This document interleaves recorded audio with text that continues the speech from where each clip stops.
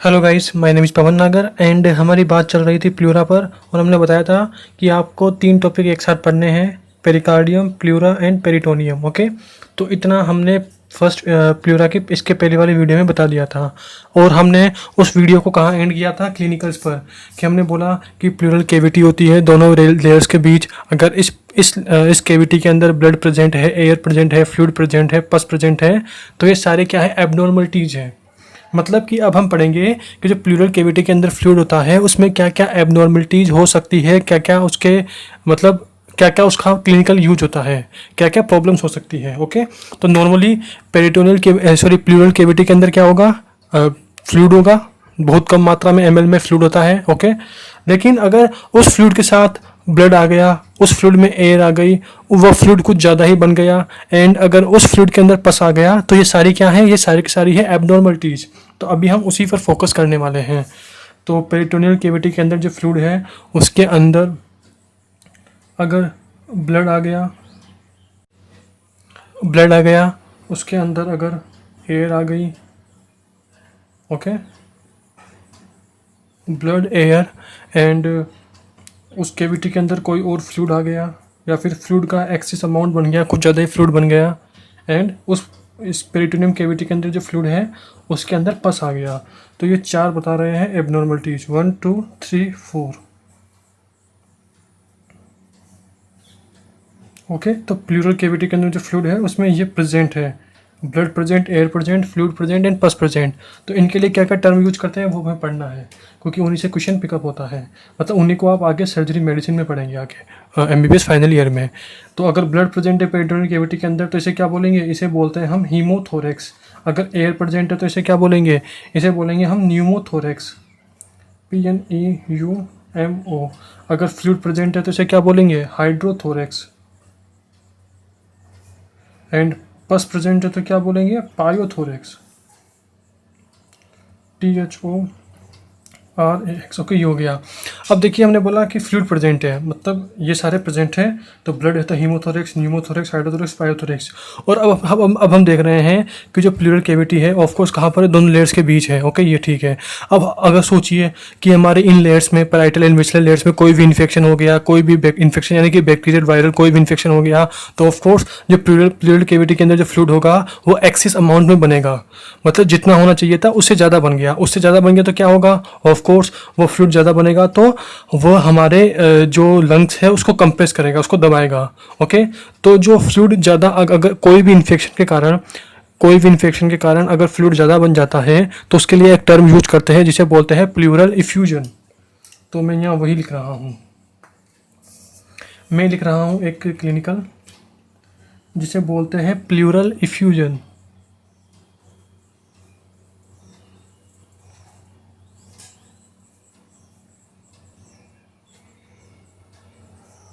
Pleural effusion यानी कि जो हमारे प्लूरल केविटी के अंदर जो फ्लूइड है वो एक्सेस अमाउंट में बन गया ड्यू टू इन्फेक्शन। तो इसके लिए मैं लिख रहा हूँ excess fluid accumulate in pleural cavity.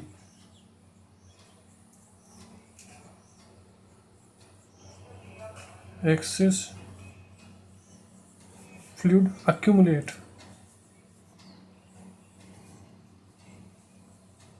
In pleural cavity.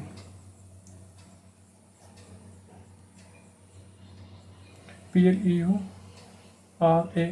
Plural cavity. तो अगर एक्सेस फ्लूइड बन गया तो उसे क्या बोलेंगे? उसे बोलेंगे हम, उसके लिए टर्म यूज करते हैं प्लूरल इफ्यूजन। देखिए, ये इसके लिए प्लूरा के लिए नहीं है, ये तीनों टॉपिक के लिए है। अगर पेरिकार्डियम में जो पेरिकार्डियल केविटी होती है उसके अंदर भी फ्लूइड होता है, ऑफ कोर्स अगर वो फ्लूइड भी ज़्यादा अमाउंट में बन गया ड्यू टू सच इन्फेक्शंस, कुछ इन्फेक्शन के कारण, तो उसके लिए क्या टर्म यूज करेंगे? उसके लिए यूज करेंगे पेरिकार्डियल इफ्यूजन, क्योंकि हार्ट की बात कर रहे हैं। लंग्स के लिए प्लूरल इफ्यूजन, एंड पेरिटोनियल के लिए क्या यूज करेंगे? Peritoneal effusion. और देखिए, या तो पेरिटोनियल इफ्यूजन बोल दीजिए या बोल दीजिए असाइटिस, एक ही बात है। ओके, मतलब पेरिटोनियल इफ्यूजन है, इसका इस वर्ड का यूज कम करते हैं।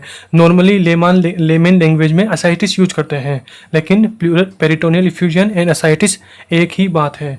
तो तीनों जगह अप्लाई हो सकता है, पेरिकार्डियम पर भी, प्लूरा पर भी, पेरिटोनियम पर भी, ये वाला पॉइंट। तो अब एक्सिस मतलब एक्सिस फ्लूइड बन गया तो क्यों बना, रीजन क्या था बनने का, इसका बनने का रीजन था सच इन्फेक्शन। तो मैं लिख रहा हूँ due to infection, due to infection in pleura, INFECTION, infection in pleura. Okay चलो हो गया, एक्सिस अमाउंट में फ्लूइड बन गया, क्यों, प्लूरा के इन्फेक्शन के कारण, जिससे क्या हुआ। अब आपको सोचिए एक्सिस अमाउंट में फ्लूइड बन जाएगा तो ये फ्लूइड क्या करेगा, हमारे लंग्स को दबाएगा। क्योंकि देखिए ना, हम देखिए अभी हम पैराइटल लेयर के कुछ इसके कुछ स्पेशल पॉइंट्स की बात करेंगे, मतलब पैराइटल लेयर के कुछ इसके स्पेशल पॉइंट में टोटल 5 पॉइंट की बात करेंगे। तो उन 5 पॉइंट्स के अंदर हम पढ़ेंगे रेसेस कि पैराइटल लेयर ऑफ प्लूरा के एक्सटेंशन क्या क्या होते हैं, इसके रेसेस क्या क्या होते हैं, सॉरी प्लूरल कैविटी के एक्सटेंशन क्या क्या होते हैं, या फिर बोल दीजिए पैराइटल लेयर ऑफ प्लूरा के रेसेस क्या क्या होते हैं वो पढ़ेंगे। तो ऑफ कोर्स जब एक्सिस अमाउंट में फ्लूइड बन गया तो जो प्लूरल कैविटी के एक्सटेंशन हो गए वो पूरे भर जाएंगे, वो पूरे भर जाएंगे तो हमारा लंग्स दब जाएगा, लंग्स हमारा लंग होगा वह इस फ्लूइड के कारण कंप्रेस होगा। अगर इसके कारण कंप्रेस हुआ तो ऑफ कोर्स बंदे को ब्रीथिंग लेने में, सांस लेने में प्रॉब्लम होगी। तो आपके पास जो पेशेंट आएगा ना वो ऐसे ही आएगा, वो पेशेंट बोलेगा कि मुझे सांस नहीं आ रहा है, मुझे सांस लेने में प्रॉब्लम हो रही है। ओके, तो आपको थोड़ा आइडिया लगाना है कि हाँ यार ये भी यहाँ पर भी सांस लेने से रिलेटेड, मतलब ब्रीथिंग से रिलेटेड यहाँ पर भी कोई भी प्रॉब्लम हो सकती है, इससे प्लूरा से रिलेटेड भी। ओके, तो यहाँ लिख रहा हूँ difficult in breathing,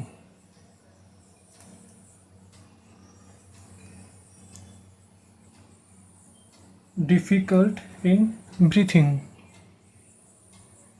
BREATH। Okay, मतलब फ्लूइड के एक्युमुलेशन क्यों हुआ, इन्फेक्शन के कारण, एंड इससे क्या होगा, हमारे बंदे को सांस लेने में प्रॉब्लम होगी। एंड एक्सिस फ्लूइड बनने के कारण क्या हुआ, जो हमारे प्लूरल कैविटी के एक्सटेंशन है या फिर बोल दीजिए पैराइटल लेयर के जो रेसेज है वो पूरे फुलफिल हो जाएंगे। क्योंकि देखिए रेसेज क्या होता है, नॉर्मली ये रेसेज खाली रहते हैं, लेकिन अगर ज़्यादा अमाउंट में फ्लूइड बन गया तो इन रेसेज के अंदर भी हमारा फ्लूइड भर जाएगा, तभी तो हमारा लंग दबेगा, तभी तो ब्रीथिंग में प्रॉब्लम आएगी। ओके, तो रेसेज फुल, रेसेज वाइड।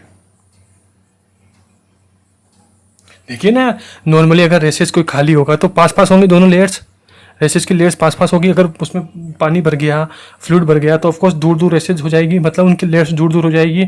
तो दूर दूर हो जाएगी तो जब भी हम कोई बंदे की चेस्ट एक्सरे कराएंगे तो हमें एकदम साफ साफ दिखेंगे आपको रेसेस। तो रेसेस वाइड, देखिए रेसेस वाइड, इस पॉइंट को हम आपको जब हम पैराइटल लेयर के बताएंगे ना, रेसेस कहाँ पढ़ेंगे आप, पैराइटल लेयर ऑफ प्लूरा में। यहाँ हम आपको और क्लियर से बताएंगे। हमने बोला कि पैराइटल लेयर के हम यहाँ पर स्पेशल 5 पॉइंट बताएंगे इसके लिए कि पैराइटल लेयर की 5 स्पेशल चीज़ें क्या क्या होती है। ओके, ये हो गया।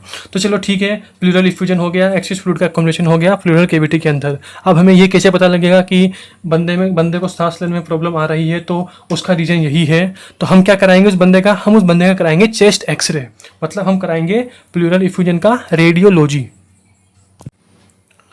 हाँ, तो देखिए अब हमने क्या बोला है, हमें पक्का देखिए, मतलब कोई बंदा आपका पेशेंट आया, उसको सांस लेने में प्रॉब्लम आ रही है और आपका दिमाग गया कि हाँ यार बंदे को प्लूरल इफ्यूजन हो सकता है। देखिए सांस लेने में अगर किसी पेशेंट को प्रॉब्लम आ रही है तो और भी डिजीज हो सकती है, नो प्रॉब्लम। लेकिन मैं बात कर रहा हूँ स्पेशल केस की, हम ये मान रहे हैं कि उस बंदे को प्लूरल इफ्यूजन है, इसीलिए उसको सांस लेने में प्रॉब्लम आ रही है। तो अब आपको कन्फर्म करना है कि जो सांस लेने में प्रॉब्लम है वो इसी के कारण आ रही है या नहीं आ रही है, कि और रीज़न है। तो इसके कन्फर्मेशन के लिए क्या करेंगे, हम उस बंदे का कराएंगे चेस्ट एक्सरे। तो मैं यहाँ लिख रहा हूँ प्लूरल इफ्यूजन को ही मैं आगे कंटिन्यू कर रहा हूँ, एंड मैं यहाँ लिख रहा हूँ रेडियोलॉजी। तो हमने उस बंदे का क्या कराया, चेस्ट एक्सरे कराया। तो देखिए चेस्ट एक्सरे में ऑफ कोर्स ये क्या होगी, ट्रेकिया होगी, एंड ये इधर उधर, एंड इस साइड क्या होगा, इस साइड वाला एक लंग होगा, इस साइड वाला दूसरा लंग होगा। ओके, तो देखिए मैंने एक लंग्स को छोटा बनाया है, एक को बड़ा बनाया है। क्यों, क्योंकि देखिए मैंने बोला कि जो बंदे को प्लूरल इफ्यूजन है वो कहाँ पर है, इस साइड वाले लंग्स में है। जिस साइड लंग छोटा है उस साइड क्या है, प्लूरल इफ्यूजन है। तो प्लूरल इफ्यूजन के कारण क्या हुआ, हमारा लंग कंप्रेस हुआ, लंग दबा तो ऑफकोर्स लंग्स की साइड छोटी हो जाएगी, एंड लंग्स की साइड छोटी हो जाएगी तभी तो बंदे को डिफिकल्टी होगी प्रॉब्लम में। ओके, तो हमें जो रेडियोलॉजी में जो आपको जो एक्सरे दिखेगा, जो स्काईग्राम दिखेगा, वो कुछ ऐसा दिखेगा। मतलब आपको एक लंग थोड़ा छोटा दिखेगा, एक लंग बड़ा दिखेगा। मतलब देखिए ना, आप जब स्काईग्राम देखते हो तो आपको उसमें ब्लैक एंड वाइट दिखता है ना, तो देखिए जो वाइट होता है वो क्या होते हैं, रेडियो ओपेक इमेज। मतलब आप जब भी रेडियोलॉजी में देखेंगे, इस एक्सरे देखेंगे, तो आपको एक दिखेगी वाइट चीज़, मतलब वाइट वाइट दिखता है ना, बोन्स। अगर आपको स्काईग्राम में बोन्स देखो तो आपको वाइट दिखेगी। तो WHITE, okay sorry, white, okay. तो वाइट क्या होती है? Radio OPEC.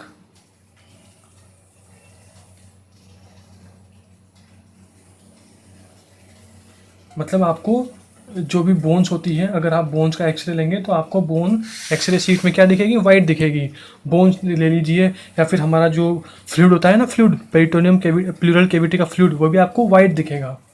तभी तो यार, तभी तो मैंने लंग्स को ब्लैक किया है। देखिए मैंने इसको ब्लैक ब्लैक क्यों किया है? क्योंकि आपको ब्लैक दिखता है। रेडियोलॉजी में जो एक्सरे प्लेट होती है उसमें आपको ब्लैक दिखेगा ऐसे, ओके। एंड और जो हमारा फ्लूइड होगा, प्लूरल इफ्यूजन का, इसका इफ्यूजन, प्लूरल इफ्यूजन का रीजन क्या है? फ्लूइड एक्सेस अमाउंट में बन गया, तो ऑफकोर्स वो फ्लूइड भी हमें क्या दिखेगा? वो फ्लूइड भी हमें वाइट दिखेगा। तभी तो हमें यहाँ पर लंग्स बिल्कुल छोटा दिखेगा, काला काला, ओके। तो हमें ये दिखेगा axis fluid in pleural effusion, axis fluid in pleural cavity. तो प्लूरल कैविटी के अंदर जो एक्सिस फ्लूइड है वो भी हमें वाइट ही दिखेगा एक्सरे शीट के अंदर। एंड देखिए आपको एक दूसरी इमेज दिखती है उसके अंदर, black black, BLACK। And black image बनने का रीज़न क्या है? उसका रीज़न है, मतलब ब्लैक इमेज वो होती है रेडियोल्यूसेंट, जो कि हमारा लंग्स दिखेगा। लंग्स हमको ब्लैक दिखेंगे क्योंकि लंग्स क्या होते हैं? रेडियोल्यूसेंट होते हैं। रेडियोल्यूसेंट, LUCENT, ओके। बस आपको मतलब ये रेडियोलॉजी बताने का मीनिंग यही है कि आपको लंग्स काले दिखेंगे एक्सरे शीट पर, और जो फ्लूइड होगा, एक्सिस फ्लूइड होगा, वो सफ़ेद दिखेगा। तो ऑफकोर्स अगर लंग्स काले दिखे तो आपको या तो दोनों लंग्स छोटे दिखेंगे, क्योंकि अगर दोनों में इन्फेक्शन हुआ तो दोनों में ज़्यादा अमाउंट में फ्लूइड बनेगा, तो दोनों लंग्स छोटे दिखेंगे। या फिर आपको अगर एक ही लंग छोटा दिख रहा है तो ऑफकोर्स आपको यह अंदाज़ा लगाना चाहिए कि एक ही लंग्स में इन्फेक्शन है, एक ही लंग्स में हमारा एक्सिस फ्लूइड बना है, ओके। तो इसका बस एम इतना है, लंग्स काले दिखेंगे और जो एक्सिस फ्लूइड है प्लूरल कैविटी का वो सफ़ेद दिखेगा, बस इतना ध्यान रखना। ये हो गया। तो हमने डिजीज़ पढ़ ली कि ये बंदे को प्रॉब्लम है, ये हमने एक्सरे करा के बंदे का कंफर्मेशन कर लिया, ठीक है। चलो अब इसका डायग्नोसिस क्या है, हम इसको कैसे डायग्नोस करेंगे? तो देखिए इसका डायग्नोसिस कैसे करते हैं उसको मैं वही, जब हम पैराइटल पेरिटोनियम के 5 पॉइंट बताएंगे उसमें आपको और ज़्यादा क्लियर बताएंगे, लेकिन आपको मैं एक बार ओवरऑल दे देता हूँ। अब आप खुद सोचिए, मतलब हम ओवर ही बता रहे हैं अभी, और ज़्यादा डिटेल से हम बताएंगे पैराइटल लेयर के 5 पॉइंट्स के अंदर। मतलब 5 पॉइंट में से एक पॉइंट होगा, उसके अंदर हम इसका डायग्नोसिस, प्लूरल इफ्यूजन का डायग्नोसिस आपको क्लियर कर देंगे। तो अभी मैं ओवरव्यू दे रहा हूँ, अब आप खुद सोचिए कि ज़्यादा फ्लूइड बन गया तो ऑफकोर्स हमें फ्लूइड को निकालना पड़ेगा। एंड फ्लूइड को कैसे निकालेंगे? वही कोई इंजेक्शन ठोकेंगे अंदर प्लूरल कैविटी के अंदर, एंड फिर उस इंजेक्शन के थ्रू उस फ्लूइड को बाहर खींच लेंगे, ताकि बंदे को सांस लेने में जो प्रॉब्लम आ रही है वो ठीक हो और बंदा थोड़ा रिलैक्स फील करे, बंदा यानी कि पेशेंट, ओके। तो अब मैं बात कर रहा हूँ इसके ट्रीटमेंट की, तो एक और क्लिनिकल। एंड जैसे ही हम प्लूरल कैविटी से जो फ्लूइड बाहर निकालते हैं उस टर्म को क्या बोलते हैं? उसी को बोलते हैं हम थोरेकोसेंटेसिस। थोरेकोसेंटेसिस। देखिए ये फर्स्ट ईयर लेवल का ही बता रहा हूँ। मैं चाहूँ ना तो इसमें और ज़्यादा डेप्थ में जा सकता हूँ, मैं इसमें पूरा रेडियोलॉजी पे आ सकता हूँ और भी अंदर डिटेल से। मैं इसमें अभी पूरी मेडिसिन में घुस सकता हूँ पूरा का पूरा इसके ऊपर, एंड मैं पूरा का पूरा सर्जरी पर घुस सकता हूँ, लेकिन मैं इतना ज़्यादा हाई नहीं बताऊँगा। पहले आप बेसिक कंप्लीट कीजिए, उसके बाद हम जब आप सर्जरी अपलोड करेंगे, जब मेडिसिन अपलोड करेंगे, तब आपको और ज़्यादा क्लियर कर देंगे। तो थोरेकोसेंटेसिस,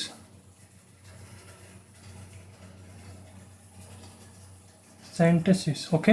तो ये क्या है? This is a treatment of pleural effusion. इससे क्या करते हैं हम हमारी प्लूरल कैविटी के अंदर एक इंजेक्शन, मतलब सिरिंज डालेंगे एंड उस एक्सेस फ्लूइड को बाहर निकाल लेंगे।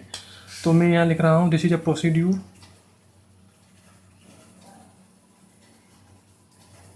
एंड इस प्रोसीड्यूर में क्या करते हैं हम? इसमें हम fluid aspiration from pleural cavity,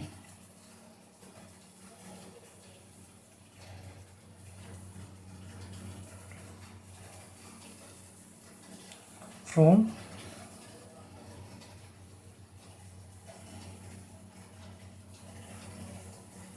okay, हम प्लूरल कैविटी से फ्लूइड को निकालते हैं, फ्लूइड का एस्पिरेशन करते हैं। एंड इस पूरी प्रोसीड्यूर को कि किस प्रोसेस से हम निकालते हैं उसे बोलते हैं थोरेकोसेंटेसिस। ओके, और देखिए अब आप खुद सोचिए कि यार हम ये थोड़ी है कि कहीं भी इंजेक्शन लगा देंगे, मतलब सिरिंज डाल देंगे हमारे थोरेक्स में, कहीं भी तो डालेंगे। तो देखिए इसकी एक परफेक्ट मतलब जगह होती है, एक साइट होती है, उसी साइट पर हम क्या करते हैं, थोरेकोसेंटेसिस करते हैं। तो देखिए वो साइट वाला मैंने बोला कि इसका पूरा डिटेल कहाँ से बताऊंगा, पैराइटल लेयर की जो 5 मेन पॉइंट होंगे उनके अंदर बताऊंगा। ओके, तो अभी इतना ही रहने दीजिए, थोरेकोसेंटेसिस को हम पैराइटल लेयर के 5 पॉइंट में दोबारा से पढ़ेंगे। ओके, ये हो गया सारा का सारा। तो अभी मैंने आपको यहाँ पर 3 क्लिनिकल बताए, एक बताया प्लूरल इफ्यूजन क्या होता है, एंड फिर इसी के साथ बताया मैंने आपको पेरिकार्डियल इन्फ्यूजन, एक बताया मैंने आपको पेरिटोनियल इफ्यूजन या फिर बोल दीजिए असाइटिस। तो 3 क्लिनिकल यहाँ बता दिए। एक फिर उसके बाद बताया रेडियोलॉजी कि हम उसका जब एक्सरे लेंगे तो हमें कैसे क्या दिखेगा, फ्लूइड सफ़ेद दिखेगा, लंग्स काले दिखेंगे।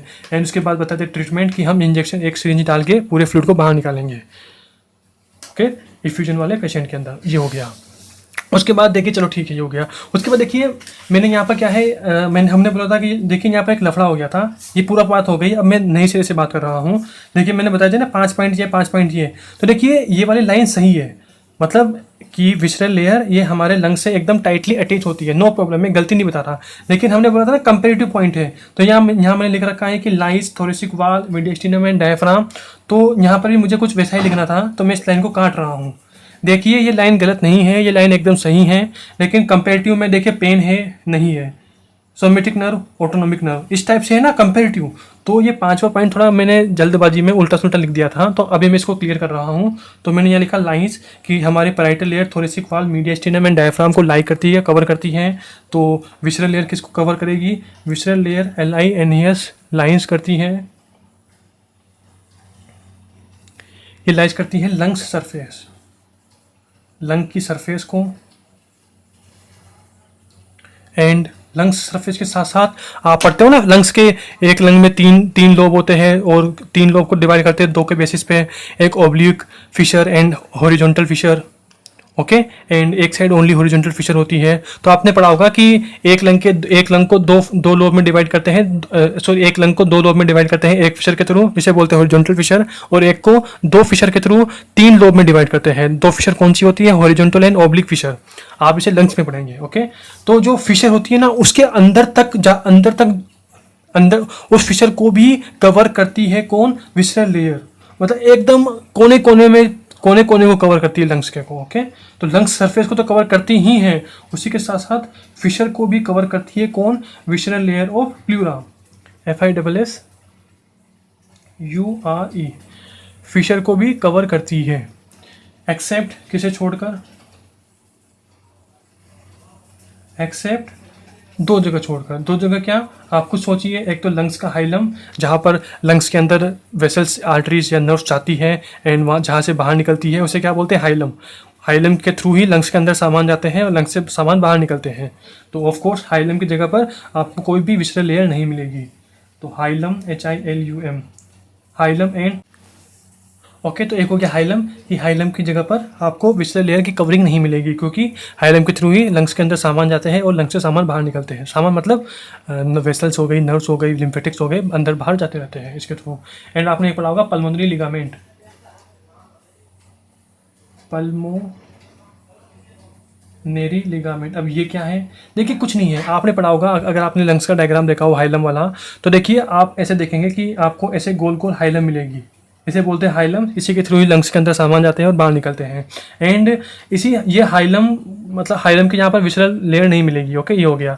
उसी के साथ साथ देखिए ये नीचे की तरफ डिसेंड कर जाती है, या फिर यूँ बोल दीजिए पैराइटल लेयर ऑफ प्लूरा नीचे की तरफ डिसेंड कर जाती है, और उसी डिसेंड के कारण यहाँ पर एक फोल्ड बन जाता है, डबल लेयर। देखिए ना, एक लेयर ये हो गई, एक लेयर ये हो गई, तो ये गोल गोल क्या है, हाइलम है। और ये नीचे की तरफ जो डिसेंड किया, या फिर बोल दीजिए पैराइटल लेयर ऑफ प्लूरा नीचे की तरफ डिसेंड कर गई, तो इसे ही क्या बोलेंगे, इसे ही बोलेंगे हम पल्मोनरी लिगामेंट।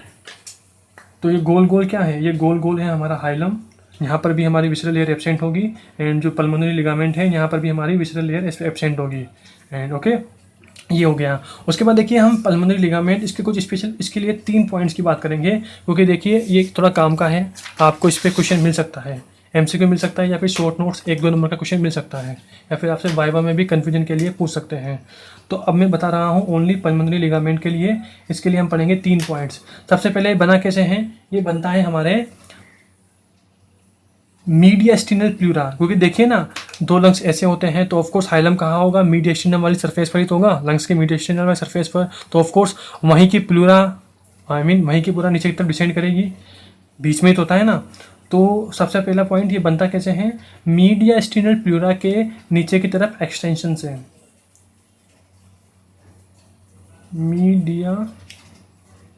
देखिए mediastinal pleura, this is the part of parietal layer.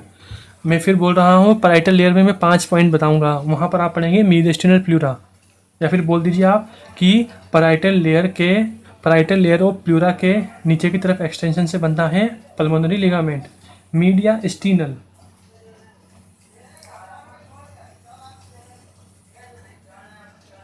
देखिए पैराइटल लेयर को है ना, इसको हम 4 पार्ट में डिवाइड करते हैं, cervical, coastal, mediastinal and diaphragmatic. तो उन 4 पार्ट्स में से एक पार्ट होता है मीडियास्टिनल प्लूरा। तो यूँ बोल दीजिए mediastinal pleura, this is the part of parietal layer of pleura. Okay, इतनी सी बात है।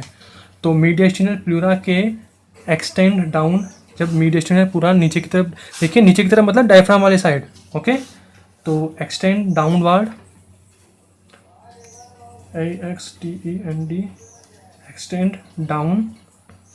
तो जब हमारी मीडियास्टिनल प्लूरा या फिर बोल दीजिए पैराइटल प्लूरा नीचे की तरफ एक्सटेंड करती है एज ए फोल्ड, तो क्या बन जाता है, देखिए फोल्ड ही तो है, देखिए ना डबल लेयर हो गया तो फोल्ड बन गया, एज फोल्ड। तो इसी फोल्ड को क्या बोलते हैं, इसी फोल्ड को बोलते हैं हम पल्मोनरी लिगामेंट। एंड इसका सेकंड पॉइंट क्या होगा, इसका सेकंड पॉइंट होगा कि जो ये एरिया है, ये इस एरिया में क्या चीज़ फिल होती है, क्या चीज़ भरी होती है, इसमें भरी होती है fill, loose connective tissue and lymphatics. Loose connective tissue, CONNECTI, loose connective tissue and lymphatics.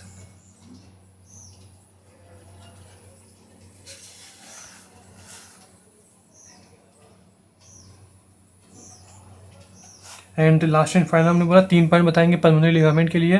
Third point ये कि इसका फंक्शन क्या है, हम इसे क्यों पढ़ते हैं, या क्या इसका क्लिनिकल सिग्निफिकेंस है। FUNCTION, यहाँ पे लिखा है फंक्शन, FUNCTION। ओके, तो इसका सबसे पहला फंक्शन ये है कि ऑफ कोर्स इस पल्मोनरी लिगामेंट के कारण हाइलम की औकात बढ़ गई। हाइलम की औकात मतलब कि इसके अंदर जो भी वेसल्स होती है, आर्टरीज होगी चाहे वेन्स हो गई, वो वेन्स पहले क्या है ओनली इस गोले के अंदर ही डायलेट और कॉन्स्ट्रिक्ट होती है, मतलब उनका जो डायमीटर है बड़ा या छोटा होता। क्योंकि आप देखिए ना, आप कोई बंदा को जब भी आप एक्सरसाइज करते हो तो ऑफकोर्स एक्सरसाइज में क्या होता है, एक्सरसाइज में हमारी बॉडी को ऑक्सीजनेटेड ब्लड की ज़्यादा डिमांड होती है। अगर उसकी ज़्यादा डिमांड होगी तो ऑफकोर्स हार्ट के अंदर जो इम्प्योर ब्लड है वो भी ज़्यादा जाएगा। मतलब ओवरऑल बात ये है कि एक्सरसाइज के कारण हमारा वीनस रिटर्न बढ़ जाता है। वीनस रिटर्न बढ़ना मतलब कि हमारे लंग्स के अंदर मतलब वीनस रिटर्न बढ़ना यानी कि हमारे राइट वेंट्रिकल के अंदर ज़्यादा से ज़्यादा इम्प्योर ब्लड जाता है, मतलब हार्ट के अंदर ज़्यादा से ज़्यादा इम्प्योर ब्लड जाएगा। तो वीनस रिटर्न बढ़ने के कारण ऑफ कोर्स हार्ट ज़्यादा से ज़्यादा क्या करेगा, ऑफ कोर्स ऑक्सीजनेटेड ब्लड निकालेगा। एंड अगर हार्ट ने ज़्यादा ऑक्सीजनेटेड ब्लड निकाला तो ऑफ कोर्स आर्टरी है जो भी होगी वहाँ पर पल्मोनरी वेन होगी, उसका डायमीटर बड़ा होगा। तो ऑफ कोर्स अगर पल्मोनरी लिगामेंट नहीं होता तो ऑफकोर्स इसी गोले के अंदर उनका डायमीटर छोटा बड़ा होता। अगर पल्मोनरी लिगामेंट आ गया तो ऑफकोर्स इनको और ज़्यादा फैसिलिटी मिल गई, मतलब औकात बढ़ गई। अब मतलब कि वो वेन्स होती है ना, जो हमने बोला पल्मोनरी वेन है वो डायलेट होगी हमारे वीनस रिटर्न बनने के कारण। तो ऑफकोर्स अगर डायलेट होगी तो ऑफकोर्स वह नीचे जा सकती है, मतलब पल्मोनरी लिगामेंट वाले एरिया के अंदर जा सकती है। ओके, अब इसको फैलने के लिए ज़्यादा एरिया मिल गया है, किसके कारण, पल्मोनरी लिगामेंट के कारण।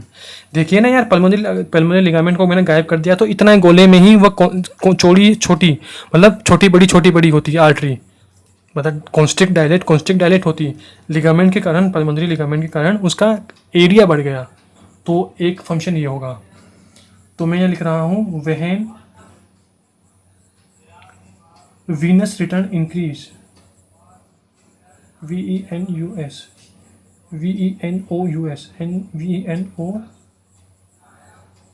When venous return increase,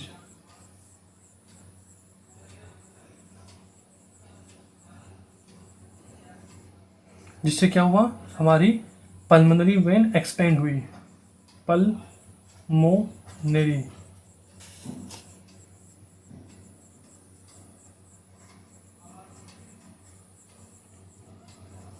pulmonary vein expand, EXPAND।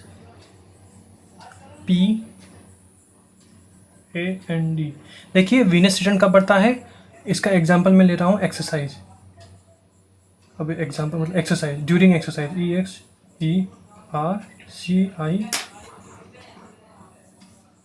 EXERCIS, मतलब कोई बंदा जब एक्सरसाइज करता है तो उसका वीनस रिटर्न बढ़ जाता है। मतलब वीनस रिटर्न बढ़ने का मतलब हार्ट को ज़्यादा डीऑक्सीजनेटेड ब्लड मिलता है।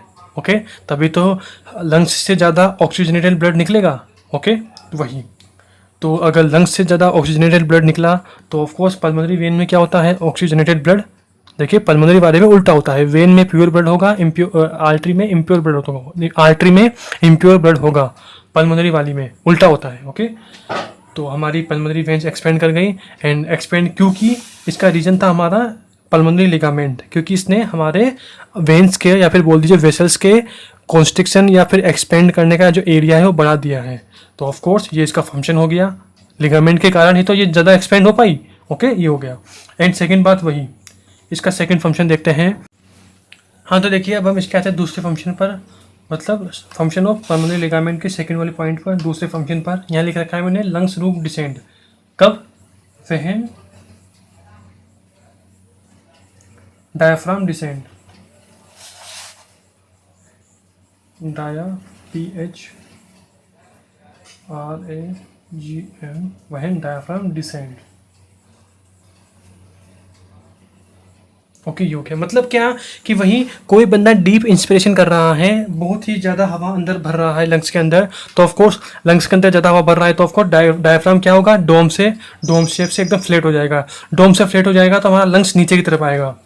अब डोम से फ्लैट हुआ तो लंग्स नीचे की तरफ आएगा ना, ऊपर से नीचे आएगा। अगर नीचे की तरफ आया तो pulmonary ligament, of course pulmonary ligament ने क्या किया, हमारे रूट्स है, लंग्स की रूट्स है, उनको नीचे की तरफ अलाउ कर दिया। लिगामेंट के कारण ही तो नीचे अलाउ होंगे, क्योंकि देखिए ना इसने इसकी मतलब हमने यहाँ बोला ना कि पल्मोनरी वेन्स ज़्यादा एक्सपेंड कर सकती है, क्यों, क्योंकि इसने एरिया बढ़ा दिया। और वहीं जब डायफ्राम डीप इंस्पायरेशन में जब डायफ्राम डोम से एकदम फ्लैट होगा तो लंग्स नीचे की तरफ आएगा। लंग्स नीचे की तरफ आएगा तो हमारे जो लंग्स के हाइलम के सामान है वो भी पल्मोनरी लिगामेंट के थ्रू नीचे की तरफ आ जाएंगे। तो ऑफ कोर्स हेल्प की है, क्योंकि पल्मोनरी लिगामेंट के कारण ही तो हमारी लंग्स रूट डिसेंड हुई है। लंग्स रूट डिसेंड होने का रीजन क्या था, पल्मोनरी लिगामेंट। अगर मैं पल्मोनरी लिगामेंट गायब कर देता तो ऑफकोर्स लंग्स रूट हमारी हाइलम में ही होती, नीचे की तरफ डिसेंड नहीं कर पाती। तो ऑफकोर्स ये भी किसका फंक्शन हो गया, हमारे पल्मोनरी लिगामेंट का। तो these are the 3 points for pulmonary ligament. इसको थोड़ा यहाँ पे पसीना गिर गया है, पल्मोनरी लिगामेंट। ओके, ये हो गया। तो देखिए अभी हमने इतनी सारी बात कर ली है, इसके 5 पॉइंट की बात कर ली, इनके 5 के कंपेरेटिव पॉइंट्स की बात कर ली, पूरे के पूरे क्लिनिकल्स की बात कर ली। अब हमारा क्या बचा है, देखिए अब हमारा बचा है मेन पॉइंट, जो है हमारा पैराइटल लेयर ऑफ पेरिटोनियम के मेन पॉइंट्स। क्योंकि आपने अगर पढ़ा हो, मैंने बोला ना कि पैराइटल लेयर ऑफ इसको 4 पार्ट में डिवाइड करते हैं, एंड मैंने और भी इसके क्लिनिकल रेसेस बताए थे, रेसेस क्या क्या होते हैं।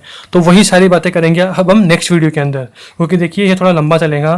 क्योंकि पैराइटल लेयर के जो 5 पॉइंट्स हैं, मतलब पैराइटल लेयर के जो अलग से पॉइंट है, स्पेशल पॉइंट्स हैं, उनको हम 5 पॉइंट्स के अंदर कवर करेंगे। ओके, एंड उसके बाद जब हमारे इसके 5 पॉइंट कवर हो जाएंगे, उसके बाद हम आपको पूरा का पूरा प्लूरा का एक कॉमन डायग्राम ड्रॉ करा देंगे, जिससे आपको एकदम ढंग से समझ में आ जाए। और देखिए वहीं पैराइटल लेयर के 5 पॉइंट के साथ साथ ही आपको मैंने बोला थोरेकोसेंटेसिस, इसको क्लियर कर देंगे। एंड और भी कुछ पॉइंट्स यहाँ पर बच रहे थे, मैंने आपको डायरेक्ट लिखाए थे, रेसेस बताया था, रेसेस वाइट कैसे हुआ, ये भी हम आपको इसी के पैराइटल लेयर के 5 पॉइंट्स के अंदर आपको क्लियर करेंगे। एंड हाँ, एक बात और, जो मैंने यहाँ पर फिल्मली एडहर टू लंग्स, इसको आप इधर अलग से लिख लेना, क्योंकि ये कंपेरेटिव पॉइंट्स में नहीं है। मतलब कि विसरल लेयर ऑफ प्लूरा ये हमारे लंग्स से एकदम टाइटली अटैच होती हैं। तो मैं लिख रहा हूँ फिर्मली, FIRMLY, एडहर्ड, ADHERENT, फिर्मली एडहर्ड टू लंग्स, एकदम टाइटली अटैच होगी लंग्स से। तभी तो जो विसरल लेयर की nerve supply and blood supply होती है वही किसकी होती है, मतलब जो लंग्स की nerve supply and blood supply होती है वही विसरल लेयर ऑफ प्लूरा की होती है। क्यों? क्योंकि विसरल लेयर लंग्स से एकदम टाइटली अटैच है। ओके, तो ये हो गया। तो इसके बाद हम बात करेंगे आपसे पैराइटल प्लूरा के ऊपर। एंड एक बात और, चलो कोई ना, इसके बाद हम नेक्स्ट वीडियो में बताएंगे आपको पैराइटल लेयर ऑफ प्लूरा के 5 पॉइंट्स। उसके बाद बताएंगे डायग्राम।